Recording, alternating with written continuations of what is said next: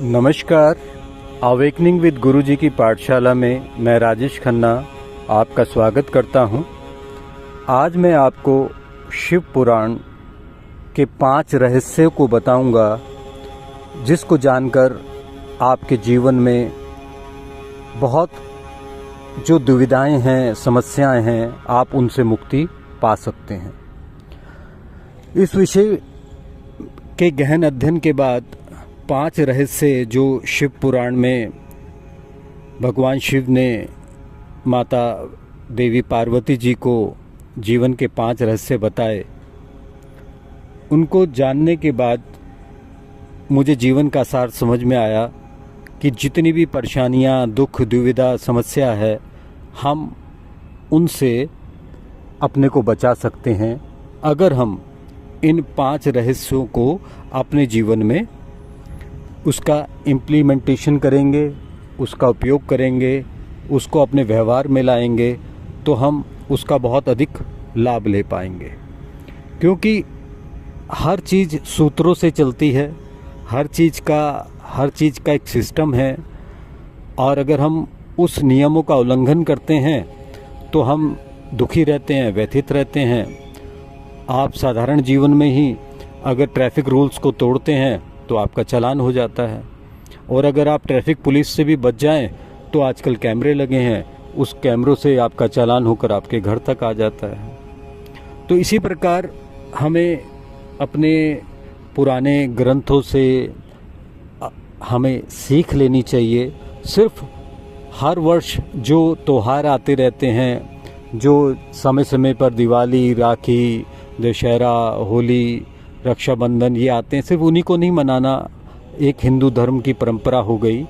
हमारे जो ग्रंथ हैं उसमें हमें इतनी सीख दी गई है, इतना कुछ हमें बताया गया है, अगर हम उन्हें अपने जीवन में उतारेंगे, उसको अपने आचरण में लाएंगे, तो हमें बहुत अधिक लाभ प्राप्त हो सकता है।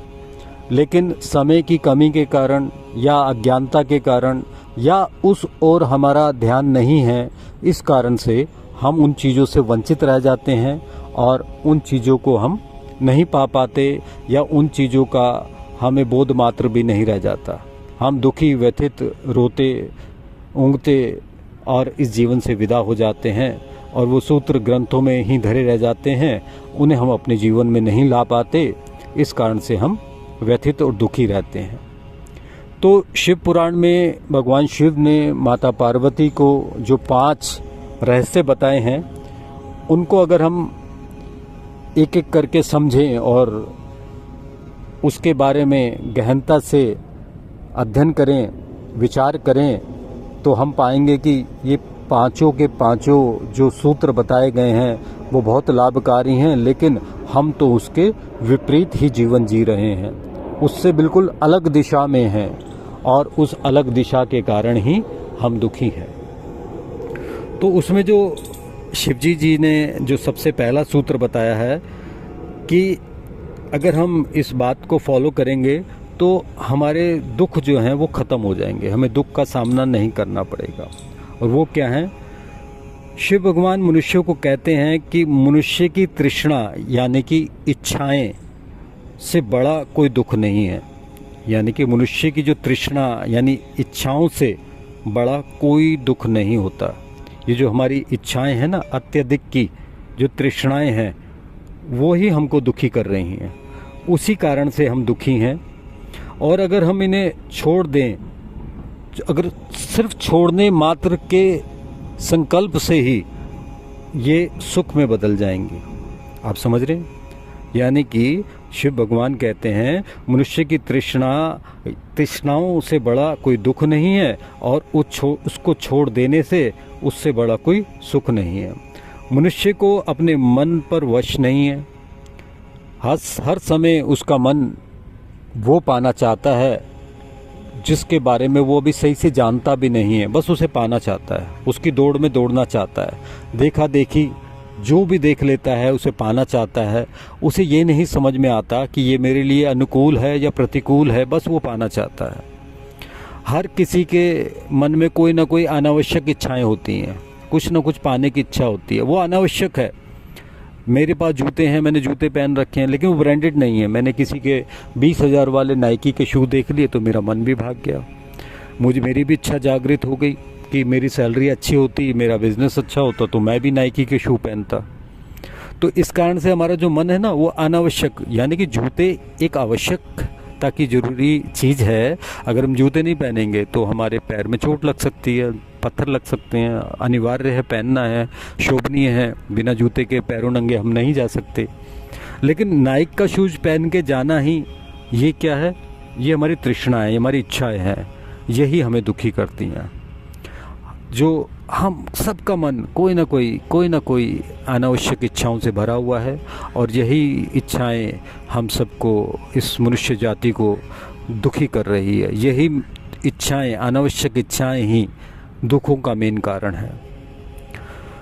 हमें आवश्यकताओं की जो अनिवार्य है, जिस प्रकार मैंने कहा आवश्यकता क्या है जूते की और इच्छा क्या है नाइकी, हमें सिर्फ इस अंतर को समझ लेना है।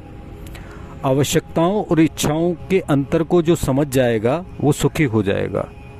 और अंतर को समझें, आवश्यक जो है उसके लिए प्रयास करें, जो अनावश्यक है उन इच्छाओं का त्याग करें, मन शांत हो जाएगा।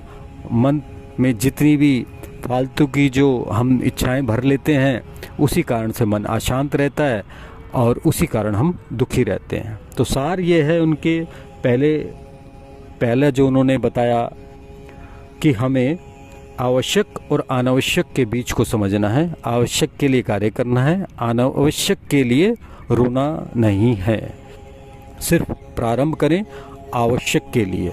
जब आपके पास आवश्यक आना लग जाए, जब अति आपके पास बढ़ जाए, धन की अधिकता हो जाए, तो आप कुछ धन, कुछ समय आप अनावश्यक चीज़ों पर अपने शौक के रूप पर भी खर्च कर सकते हैं। लेकिन अगर आप प्रसन्न रहना चाहते हैं, खुश रहना चाहते हैं, तो आवश्यकता के लिए कार्य करें। अनावश्यक इच्छाएं अनंत हैं, वो एक भूत की तरह हमारे पीछे लगी हुई हैं, उससे बचें, तभी हम जीवन में खुश रह पाएंगे। संसार में जो मैं अब दूसरा पॉइंट आपको बताता हूँ, जो दूसरा उन्होंने कहा है कि कभी भी हमें ये 3 काम नहीं करने चाहिए। भगवान शिव ने माता पार्वती को कहा कि हमें ये 3 कामों से बचना चाहिए। वो 3 काम कौन से? हम जो भी काम करते हैं मन से करते हैं, या अपनी जबान से करते हैं यानी वाणी से करते हैं, या कर्मों से यानी एक्शन से करते हैं। तो हमें कभी भी मन से, वाणी से और कर्मों से ऐसी इच्छा नहीं करनी चाहिए, ऐसा काम नहीं करना चाहिए, ऐसा नहीं बोलना चाहिए कि जिससे किसी को पीड़ा हो, किसी को दुख हो, किसी का अहित हो। अगर हम ये अब बोलते वक्त, मन में विचार लाते वक्त और एक्शन करते हुए यानी काम करते वक्त ये सोचें कि इस कारण से किसी दूसरे को दुख तो नहीं हो रहा, मेरे शब्दों से उसे आघात तो नहीं पहुंच रहा, मेरे मन में उसके प्रति गलत भाव लाने से मैं अपने मन को तो अशुद्ध कर रहा हूँ, अपनी आत्मा को तो अशुद्ध कर ही रहा हूँ, उसके प्रति भी मैं गलत भाव तो नहीं ला रहा हूँ, और मैं कोई ऐसा कर्म यानी कि ऐसा एक्शन तो नहीं कर रहा हूँ जिससे दूसरों को कोई कष्ट हो। अगर हम ये सोच के कोई भी एक्शन करेंगे, कोई भी काम करेंगे, तो हम एक शुद्ध आत्मा बन जाएंगे, हम पाप के भागीदार नहीं बनेंगे। तो अपने मुंह से कोई ऐसी बात ना निकालनी चाहिए, ना ही ऐसा कोई काम करना चाहिए जिससे दूसरों को कोई परेशानी या दुख हो। तो इसके बाद जो तीसरा पॉइंट है, सफल होने के लिए हमें जीवन में, हर आदमी सफल होना चाहता है, सक्सेस पाना चाहता है, अचीवर बनना चाहता है, लेकिन वहाँ पर एक चीज़ आती है, एडिक्शन। अगर हम सफल होना चाहते हैं, और हम क्या है, संसार में हर मनुष्य, हर व्यक्ति, हर प्राणी किसी न किसी से, मनुष्य से या वस्तु से या परिस्थिति से आसक्ति यानी लगाव होने लगता है। वो मैं आपको समझाऊं क्या? हम प्राणी मात्र हैं, हमें या तो किसी से बहुत लगाव हो जाता है, किसी मित्र से या किसी परिवार के सदस्य से या जो भी हमारे जानकार से, या किसी चीज़ को, जैसे मैंने अभी एग्जांपल दिया नाइकी के शूज़ ही लेने, वस्तु से, या ये कह सकते हैं कि जैसे चाय पीते हैं हम, चाय पीने के बाद एक फीलिंग आती है, बहुत अच्छा लगता है, या शराब पीते हैं एक नशा आता है, बहुत अच्छा लगता है। ये सब चीज़ें हमें, ये सब जो आसक्तियां हैं, ये जो लगाव हैं, ये हमें पीछे हटाती हैं। अगर हम किसी गलत व्यक्ति से प्रेम करने लग जाएंगे, उसकी कही हुई बातों को मानने लगेंगे, तो वो व्यक्ति हमें अपने जैसा बना लेगा, अपनी आदतें हमारे अंदर डालेगा, हम भी उसकी तरह होने लगेंगे। यानी कि होने क्यों लगेंगे? क्योंकि मुझे उससे लगाव हो गया, उसका हर कहा मुझे अच्छा लगने लगता है। आप देखें, बॉयफ्रेंड गर्लफ्रेंड्स, शुरू में यही तो होता है, उसको वो भगवान ही नज़र आता है, बस उसकी सारी बातें अच्छी लगती हैं, शादी के एक हफ्ते बाद ही वो बदला हुआ नज़र आता है। ऐसा भ्रम हो जाता है, ऐसी आसक्ति, ऐसा इच्छा, ऐसी लगाव हो जाता है कि उसके अलावा कोई कुछ नज़र ही नहीं आता। घर परिवार के सब दुश्मन नज़र आते हैं, वो ही अच्छा लगने लगता है।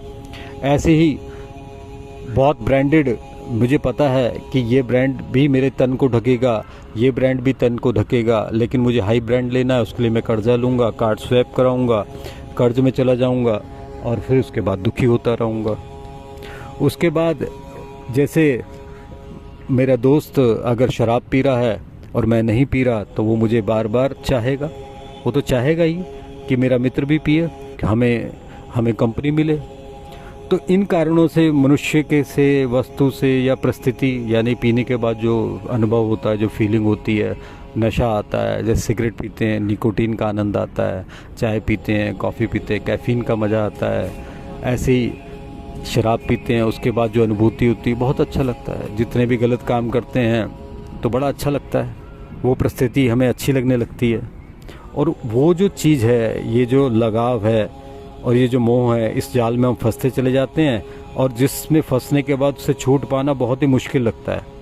तो भगवान शिव कहते हैं कि मनुष्य को जिस भी व्यक्ति, यानी कि वो व्यक्ति, वो चाहे आपका पिता हो, चाहे वो आपका भ्राता हो, चाहे आपका बॉयफ्रेंड हो, गर्लफ्रेंड हो, अगर वो व्यक्ति के कारण, उसके गलत प्रभाव के कारण, मैंने पिता क्यों कहा, कईयों के पिता नेगेटिव विचारधारा के होते हैं, उन्होंने जीवन में अगर सफलता नहीं पाई होती तो वो अपने बच्चों को भी ये कहते हैं कि नहीं, कुछ नहीं रखा, सारा संसार चोर है, धन अधिक कमाना गलत बात है, धन चोर लोग कमाते हैं और धन के कारण चोरी करनी पड़ती है, और जो आपने कमाया हुआ है वो भी आपका चला जाएगा, रिस्क मत लेना।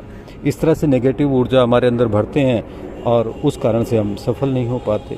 तो उन्होंने कहा है कि भगवान शिव कहते हैं मनुष्य, या मैंने बताया आपका सर्कल, कोई भी अगर आपको रोके तो आपको उससे दूर होना है।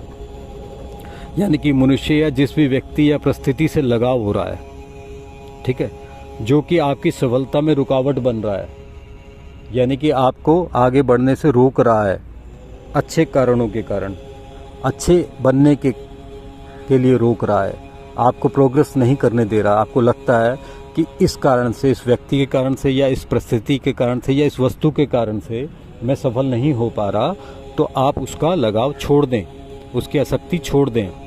जो भी आपके जीवन में रुकावट हो रहा है, चाहे वो कोई भी हो, अब उससे दूर कैसे हो? उस वस्तु में, उस व्यक्ति में, उस मनुष्य में, उस परिस्थिति में दोष ढूंढना शुरू कर देना चाहिए।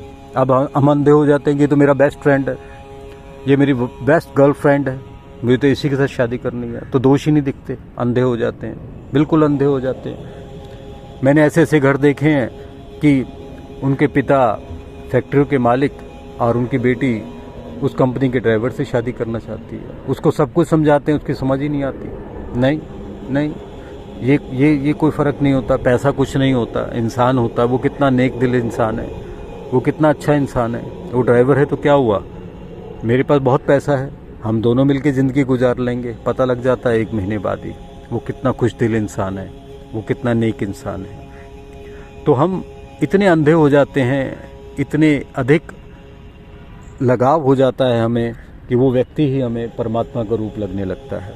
तो इसलिए उसमें कमी ढूंढनी शुरू करें, और वस्तु में भी कमी ढूंढें कि मैं 20,000 का नाइकी का शूज़ खरीदूं या मैं एडिडास का 5,000 वाला शूज़ खरीद लूँ। तो दोनों ने ही मेरे पैरों को रिलीफ देना है, दोनों ही अच्छे हैं। तो मैं अभी, अगर मेरी जेब 20,000 को अलाउ नहीं करती तो मैं 5,000 वाला शूज़ क्यों नहीं पहनूँ? मुझे सोचना चाहिए। तो मुझे नाइकी से दूर होना चाहिए। अगर हम इस तरह से उसमें कमी ढूंढना शुरू कर देंगे तो फिर हमारी उससे थोड़ी दूरी बनेगी। कुछ पल का जो लगाव होता है वो धीरे धीरे बढ़ता है, वो आसक्ति बढ़ती है और फिर वो हमें सफल नहीं होने देती। तो उससे हम दूरी बनानी है, उसको हमें अपनी सफलता का बाधक मानना है, क्योंकि कुछ टाइम का जो लगाव है ये हमें आगे बढ़ने से रोक रहा है। और धीरे धीरे जब हम ऐसा करेंगे तो उस मनुष्य से, वस्तु से, परिस्थिति से हमारा लगाव मोह के जाल से हम छूट जाएंगे और हम अपने जीवन में सफल होना शुरू कर देंगे।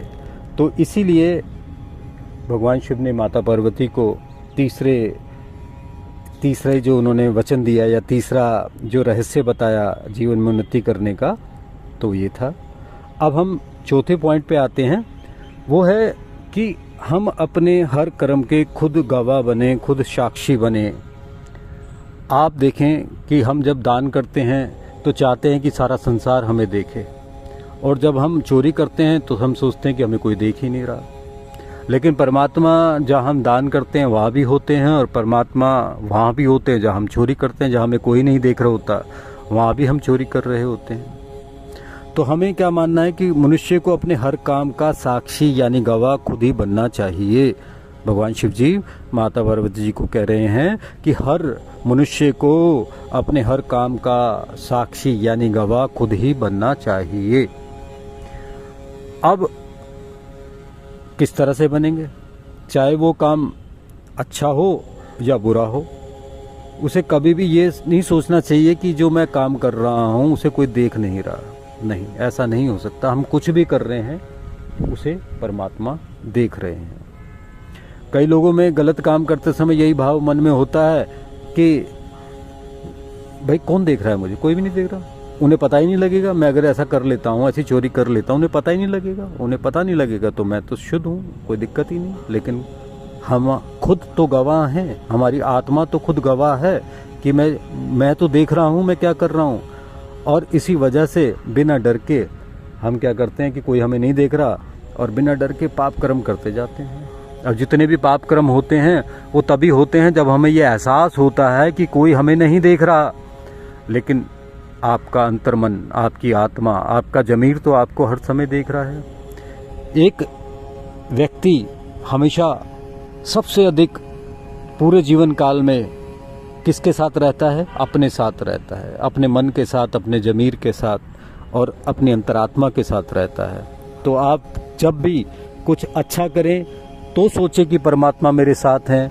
जब आप कुछ गलत विचार करने का मन में भाव आए तब भी सोचे कि परमात्मा मुझे देख रहे हैं, परमात्मा ही मेरे साक्षी हैं, गवाह हैं, वो मुझे देख रहे हैं।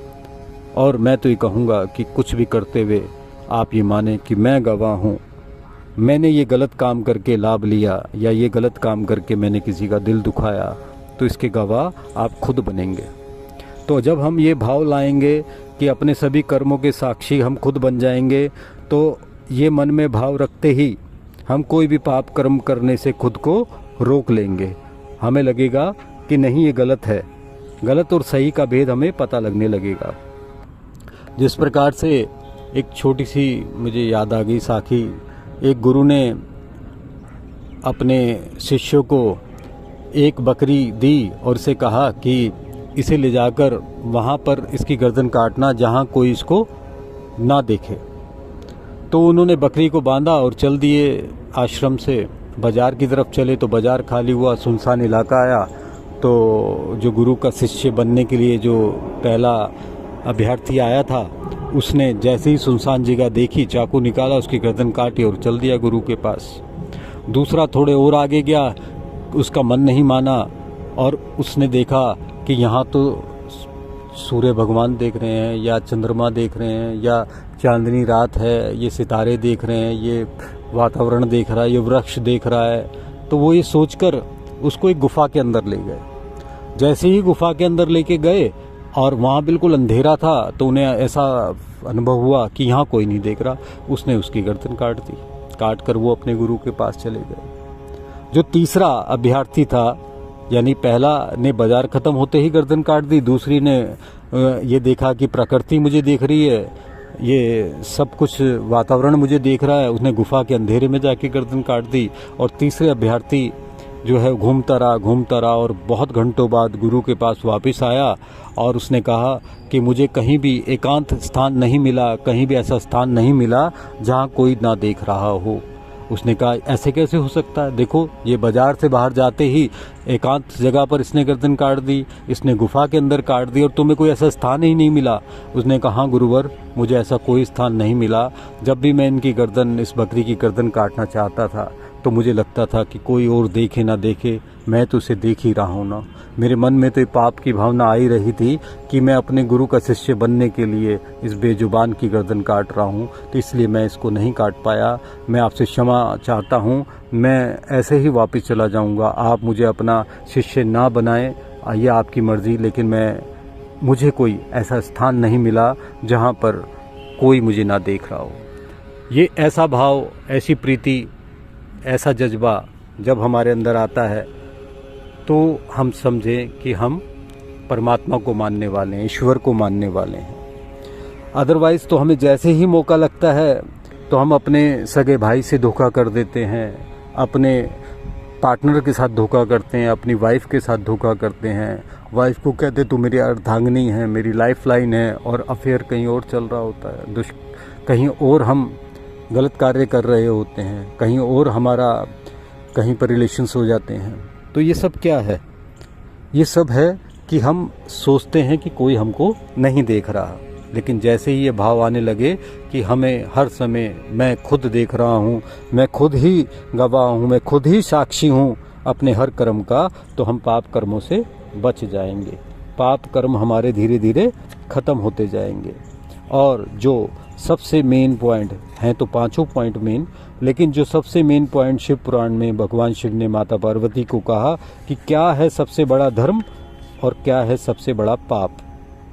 तो परमात्मा ने, शिव भगवान ने कहा कि सबसे बड़ा जो धर्म है और जो सबसे बड़ा पाप है वो ये है कि मनुष्य जीवन का जो सबसे बड़ा धर्म है वो है अधर्मी माने जाने वाली बात के बारे में बताया कि क्या है वो अधर्मी, कौन है वो अधर्मी व्यक्ति जो धर्म को नहीं मानता, या जो सबसे बड़ा धर्मी है वो कौन है, और कौन वो है जो सबसे बड़ा अधर्मी है। तो भगवान शंकर कहते हैं मनुष्य के लिए सबसे बड़ा धर्म है सत्य बोलना या सत्य का साथ देना, और सबसे बड़ा अधर्म है असत्य बोलना या उसका साथ देना। यानी समझ रहे मेरी बात को? भगवान कहते हैं कि हम सब धर्मी हैं, धर्म को मानते हैं। क्या है सबसे बड़ा धर्म? सबसे बड़ा धर्म है कि हम, सबसे बड़ा जो धर्म है वो ये है कि हम हमेशा सत्य मार्ग पर चलें, सत्य का साथ दें, सत्य ही बोलें, सत्य के साथ रहें, कभी भी असत्य का साथ ना दें। अगर हम असत्य का साथ देते हैं तो हम सबसे बड़े अधर्मी हैं। असत्य बोलना या उसका साथ देना, ये नहीं कि बोलना ही, असत्य बोलना और उसका साथ देना, ये दोनों ही पापी, हम दोनों ही पाप की श्रेणी में आते हैं। इसलिए हर किसी को अपने मन से, अपनी बातों से, अपने कर्मों से हमेशा उन्हीं को शामिल करना चाहिए जिसमें सच्चाई हो, क्योंकि इससे बड़ा कोई धर्म नहीं है। अगर आप धर्मी कहलाने के हकदार आप तभी बनेंगे जब आप सत्य बोलेंगे और सत्य का साथ देंगे। असत्य कहना या किसी भी तरह से झूठ का साथ देना मनुष्य की बर्बादी का कारण होता है। सबसे बड़ा कारण यही होता है। देर सवेर हमारा जो बोला गया असत्य या गलत तरीके से किए गए कार्य, वो ही हमें परेशान करता है, वही हमें दुख देता है। उसी कारण से हम इस जीवन में कष्ट भोगते हैं, उसी कारण से हमारे कर्म बनते हैं। वो जो किए गए कर्म जब तक हमारी आयु होती है वो हमें मिलते हैं, उनका लाभ हानि, और अगर इसी बीच हमारी मृत्यु हो जाती है तो वही कर्म हमारे संचित कर्म बन जाते हैं, जुड़े हुए कर्म बन जाते हैं। अगले जन्म में फिर हमें उन भोगना पड़ता है, और उन्हीं को भोगते हुए हम जीवन में अपने जीवन को बिता पाते हैं। उसका कोई शॉर्टकट नहीं है। तो अंत में पांचों के बारे में मैं आपको एक बार बताऊं कि भगवान शिव ने माता पार्वती को कहा कि सबसे बड़ा जो धर्म है वो ये है कि सत्य बोलना और सत्य का साथ देना। दूसरा, हमेशा अपने कार्य में जो भी आप करें उसमें आप साक्षी माने, कि इसका गवाह मैं खुद हूँ। तीसरा, किसी भी मनुष्य, व्यक्ति, परिस्थिति, इसमें आप अगर वो आपको रोक रहा है, गलत रास्ते में ले जा रहा है, तो आप उससे दूरी बनाएं। तीसरा, आवश्यक और अनावश्यक के बीच के अंतर को समझें। और इससे अगला 5वां पॉइंट कि हमें मन से, कर्म से और वाणी से कभी भी किसी के प्रति गलत नहीं बोलना, गलत व्यवहार नहीं करना। अगर हम इन चीज़ों से अपने को बचाना शुरू कर देंगे तो समझो आपने शिव पुराण पढ़ लिया।